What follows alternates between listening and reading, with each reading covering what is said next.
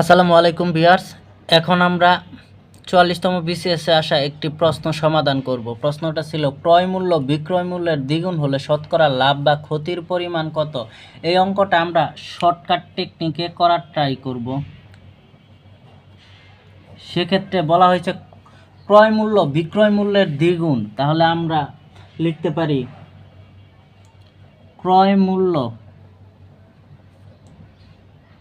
বিক্রয় মূল্যের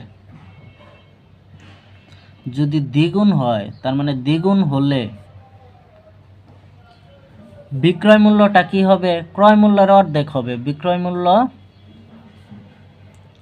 ক্রয় মূল্যের অর্ধেক, ক্রয় মূল্যের অর্ধেক। তাহলে ক্রয় মূল্য যদি 100 টাকা হয়, তার মানে বিক্রয় মূল্য হবে কত? 50 টাকা। অতএব তাহলে ক্ষতির পরিমাণ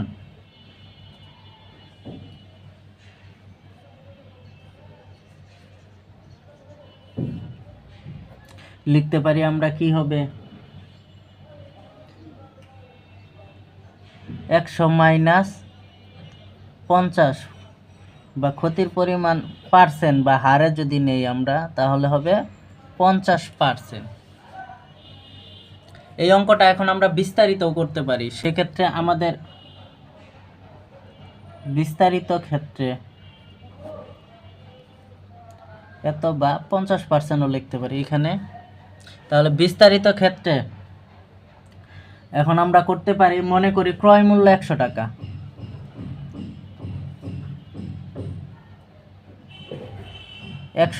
যেহেতু ক্রয় মূল্য 100 টাকা, তার মানে বিক্রয় মূল্য কত টাকা হবে?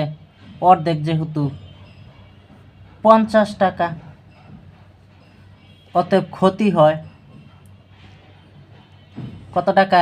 100 মাইনাস 50 টাকা সমান সমান কত টাকা? 50 টাকা। এখন এই 50 টাকা ক্ষতি হয় কত টাকায়? 100 টাকায়। তাহলে আমরা লিখতে পারি 100 টাকায় ক্ষতি হয় 50 টাকা। 1 টাকায় ক্ষতি হয় 50 ভাগ 100 টাকা। তাহলে যেহেতু বলছে শতকরা, তার মানে 100 টাকায় ক্ষতি হয় 50 গুণন 100 ভাগ হবে 100, তার মানে 50 টাকা। উত্তর হবে 50%। এটাই হলো অ্যান্সার। তার মানে ক্ষতি হবে কত? 50%।